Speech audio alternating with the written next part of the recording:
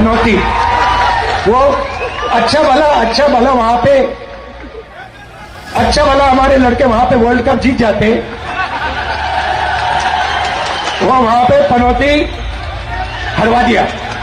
गांधी भी मेरे ख्याल से मुझे ऐसा लगता है कि ऐसा बयान देने के बाद वो भी खुश नहीं होंगे, क्योंकि ऐसी जुबान मेरे ख्याल से उनको भी इस्तेमाल नहीं करनी चाहिए। क्योंकि एक तरफ अगर देखा जाए प्रांशु जी, तो एक पीएम है और एक जो है पीएम पद का चेहरा है, दोनों अपने आप में बहुत ही महत्वपूर्ण पद हैं। लेकिन जिस तरह से हम देख रहे हैं कि बयानबाजी का जो दौर है वो एक बहुत निचले लेवल पर जा रहा है, मेरे ख्याल से उससे बचना चाहिए प्रांशु जी। और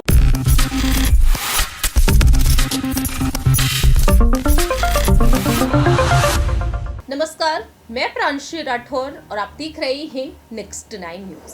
एक बार फिर से हाजिर हैं आपके बीच और चर्चा करेंगे उस राजनीतिक बयान को लेकर, जिस आपत्तिजनक शब्द को लेकर एक बार फिर से कांग्रेस नेता राहुल गांधी घिर चुके हैं और चुनाव आयोग तक भारतीय जनता पार्टी पहुंच चुकी है।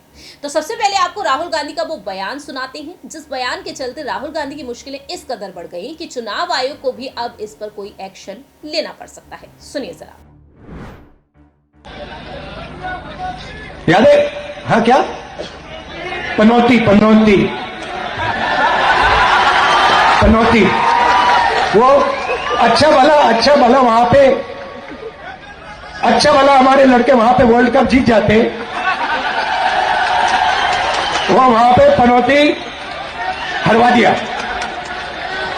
टीवी वाले ये नहीं कहेंगे, मगर जनता जानती।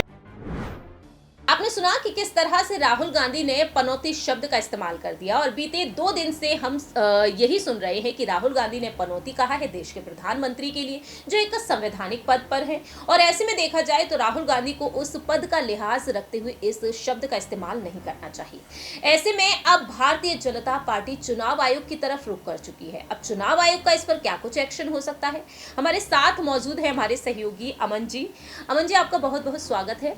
और जैसा कि आप जानते हैं कि राहुल गांधी जब भी कुछ ऐसा बोलते हैं तो वह फंस ही जाते हैं।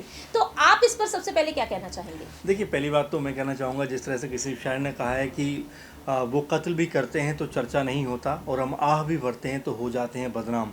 देखिए, बिल्कुल राहुल गांधी को लेकर ये बात इसलिए मैं कह रहा हूँ क्योंकि बीते दिनों अगर हम देखें तो सबसे पहले बयानबाजी का जो दौर शुरू हुआ वो पीएम मोदी की तरफ से शुरू हुआ।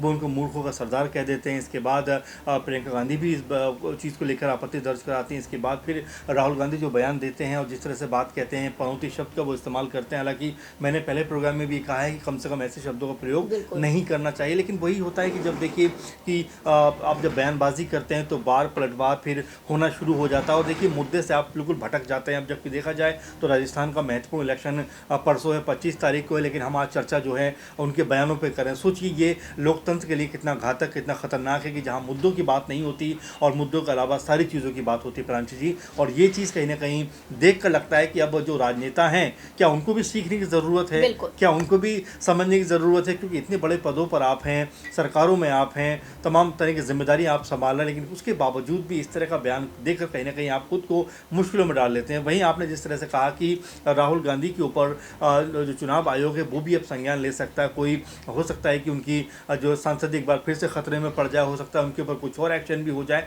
तो ऐसे में राहुल गांधी को भी क्या जो है बयानबाजी सोच समझ कर करना चाहिए। बिल्कुल मैं तो ये कहूँगा कि देखिए हमेशा पहले तोलो फिर बोलो वाली जो बात होती है वो होना चाहिए। लेकिन कई बार राहुल गांधी के मुख से इस तरह की बात सुनने को लेकिन यहाँ पर तो ये अगर ये बात निर्भर करती है तो देश के प्रधानमंत्री पर भी करती है, क्योंकि वह मूर्खों का सरदार ये कहते हुए नजर आए। उससे भी पहले हमने बीजेपी की तरफ से भी कई ऐसे बयान सुने, हालांकि कांग्रेस की तरफ से भी गलतियां हुई, लेकिन बीजेपी की तरफ से भी। जी बिल्कुल, और सही बात आपने बोली। इससे पहले अगर हम बात करें तो हाइब्रिड, बछड़ा और ऐसे तमाम सारे शब्द, शहजादा, पप्पू, इस तरह के तमाम शब्द जो बीजेपी की तरफ से कहे जाते रहे हैं उनको। लेकिन वहीं राहुल गांधी ने हमेशा कहा है कि मैं मोहब्बत की दुकान चला रहा हूँ, मैं इस तरह के चीज़ों में नहीं जाऊँगा। लेकिन अब जैसा उन्होंने पलटवार किया है वो अपने आप में देखिए पूरे मीडिया में से अगर आप देखें तो कहीं ना कहीं ये मुद्दा इस समय सबसे बड़ा मुद्दा बना हुआ है और सभी लोग ये कह रहे हैं, एक सुर में ये बात कह रहे हैं, चाहे मीडिया के बड़े एंकर्स हों, चाहे राजनेता हों, खुद जो है कह सकते हैं कि राहुल गांधी भी मेरे ख्याल से मुझे ऐसा लगता है कि ऐसा बयान देने के बाद वो भी खुश नहीं होंगे, क्योंकि ऐसी जुबान मेरे ख्याल से उनको भी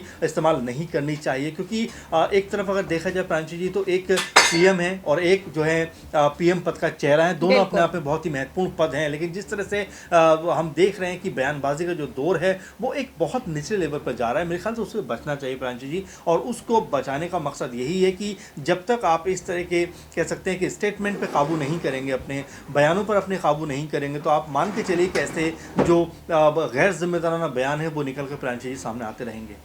वाकई में, लेकिन यहाँ पर दर्शकों को जानकारी देना चाहेंगे कि आखिरकार राहुल गांधी की मुश्किलें बीजेपी ने किस कदर बढ़ा दी है, क्योंकि अब चुनाव आयोग का दरवाजा खटखटाया गया है। बीते 22 नवंबर के दिन चुनाव आयोग की तरफ रुख की है यहाँ पर बीजेपी और यहाँ पर देखा गया है कि केंद्रीय स्वास्थ्य मंत्री मनसुख मंडाविया और बीजेपी नेता ओम पाठक और राधा मोहन दास अग्रवाल ने इलेक्शन कमीशन में शिकायत दर्ज की है और कहा है कि अध्यक्ष खड़गे यानी कि मल्लिकार्जुन खड़गे जी और राहुल गांधी के खिलाफ कार्रवाई की उन्होंने मांग की है।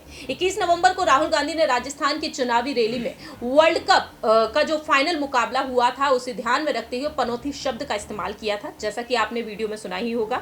वहीं दूसरी ही तरफ देखा गया कि अध्यक्ष खड़गे ने दावा किया था कि पीएम मोदी जब गुजरात के मुख्यमंत्री थे उस समय उनकी जाति को ओबीसी सूची में शामिल किया गया। पीएम मोदी को झूठों का सरदार भी करार किया गया था और अब देखा कि हमने पीएम मोदी ने मूर्खों का सरदार यहां पर करार दिया था अपने भाषण में।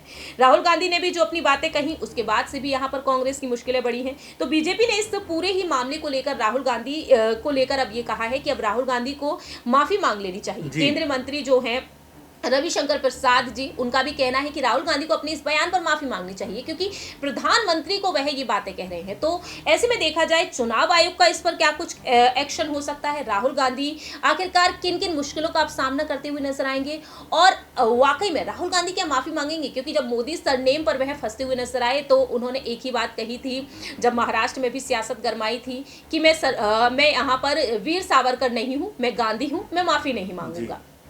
देखिए बिल्कुल प्रांशु जी, सबसे महत्वपूर्ण बात यही है कि जिस तरह से राहुल गांधी अडिग रहे हैं, कई मसलों पर अडिग रहे हैं। ऐसी बात नहीं है कि हम सिर्फ मोदी वाले मामले पे बात करें। इससे पहले जब कृषि के कानून आए थे उस समय उन्होंने ये बात कही थी कि ये कानून मोदी सरकार को वापस लेने पड़ेंगे, इसके अलावा कोई रास्ता नहीं है। साल भर किसानों का धरना चलता रहा, उसके बाद आखिरकार मोदी सरकार को फैसले वापस लेने पड़े। तो जिस तरह की वो बात कहते हैं और जैसा आपने कहा भी कि उन्होंने कहा कि मैं गांधी हूँ, सावरकर नहीं, मैं माफ़ी नहीं मांगूंगा, तो ऐसे कई सारे मसले देखने को मिले जहाँ पर राहुल गांधी अडिग होकर खड़े रहे। फिर भी मैं ये कहना चाहूँगा कि ऐसे मसलों पर कम से कम उनको अपनी ज़ुबान पे काबू रखना चाहिए। किसी और तरह से वो इसको जो है सामने रख सकते थे, लेकिन जिस तरह का उन्होंने शब्दों का प्रयोग किया है तो एक कह सकते हैं कि बहुत निम्न स्तर हो गया इस भाषा का, इस शब्द का। और ख़ासकर कांग्रेस पार्टी के तमाम सारे लोग इसको लेकर जो है उनको एक तरीके से कहें कि ये कह रहे हैं कि नहीं भी बहुत ख़राब नहीं कहा है, इससे पहले पीएम मोदी ने भी ऐसा कहा है, उन्होंने भी ऐसा कहा, जी सब ने ऐसा कहा है, लेकिन कम से कम सब एक धारा में चलेंगे तो फिर अलगाव क्या रह जाएगा दोनों के अंदर, किस तरह का कह सकते हैं कि दोनों के अंदर फिर अंतर रह जाएगा। तो ऐसे में राहुल गांधी ने जिस तरह की भाषा का प्रयोग किया है, जिस तरह के शब्दों का प्रयोग किया, उसको लेकर अभी ये हो हल्ला मचने वाला, ख़त्म होने वाला नहीं है। लगातार जैसे बीजेपी के नेता पहुंच रहे हैं और लगातार बात कर रहे हैं, लगातार बयानबाजी कर रहे हैं, चाहे रविशंकर प्रसाद हों या और भी तमाम सारे नेता हों, वो यही बात कह रहे हैं कि राहुल गांधी को माफ़ी मांगनी चाहिए। लेकिन मुझे नहीं लगता कि राहुल गांधी इस मसले पर भी माफ़ी मांगने को राज़ी होंगे, क्योंकि कुछ दिनों पहले ही पीएम मोदी ने जब उनको मूर्खों का सरदार कहा था, उस वक्त ना तो मीडिया ने कुछ हो हल्ला किया, ना कोई नेता ने उनके ऊपर ऐसी बात कही। लेकिन जिस तरह प्रियंका गांधी का मुझे एक कोड याद आ रहा है कि प्रियंका ने कुछ दिनों पहले ही कहा था कि पीएम मोदी को जिस तरह से रोते हुए वो देखती हैं हर बात में, मैंने जिस तरह से हर बात में इमोशनल कार्ड खेलते हुए देखती हैं, उससे उनके नाम पर एक फिल्म बननी चाहिए, जिससे मेरा नाम, जैसे सलमान की फिल्म तेरा नाम थी, वैसे उनके नाम पे मेरे नाम बननी चाहिए। तो ऐसे तमाम सारे बात होती रही, लेकिन हर एक बात पर चुनाव आयोग पहुंच जाना और अपनी चीज़ों को कहने का दरकिनार कर देना मेरे ख्याल से उचित नहीं है। आपको ये भी सोचना पड़ेगा कि पहले आपने वार किया, उसके बाद राहुल गांधी ने कहीं ना कहीं पलटवार किया, तो ये जो चीज़ें हैं ये स्टॉप होनी चाहिए, मैं सोचता हूँ। लेकिन चुनाव आयोग का इसमें क्या एक्शन हो सकता है? देखिए बहुत सारे एक्शन हो सकते हैं। हमने पहले भी देखा जिस तरह से उनकी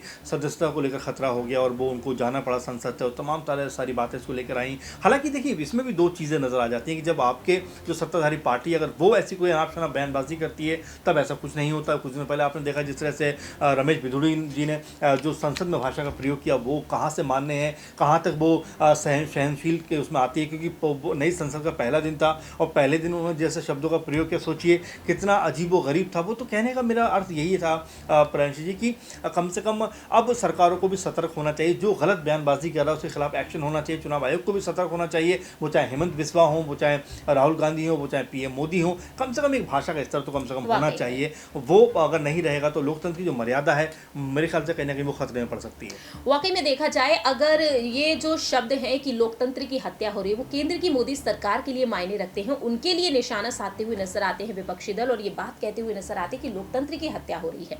लेकिन कांग्रेस जो जीत का दावा करती हुई नजर आ रही है, वो कांग्रेस अगर सत्ता में आ जाती है तो क्या राजनीतिक भाषा का स्तर इस तरह से ही गिरता हुआ नजर आएगा? क्योंकि यहाँ पर देखा जाए तो आगे भविष्य में देखा जाए जो युवा पीढ़ी राजनीतिक दलों की तरफ कदम रख रही है, और ऐसे में इन शब्दों का इस्तेमाल जिस तरीके से किया जा रहा है, तो भाषा का स्तर और भी ज्यादा आने वाले समय में गिरता हुआ नजर आएगा। तो ऐसे में यहाँ पर बेहद जरूरत है कि ना सिर्फ कांग्रेस को बल्कि हर एक राजनीतिक दल के नेता को भाषा की मर्यादा को बनाए रखना है। लेकिन अब देखना होगा कि चुनाव आयोग इस पर क्या कुछ एक्शन लेता है। फिलहाल इस खास रिपोर्ट में इतना ही। बाकी की तमाम अपडेट्स के लिए देखते रहिए नेक्स्ट 9 न्यूज।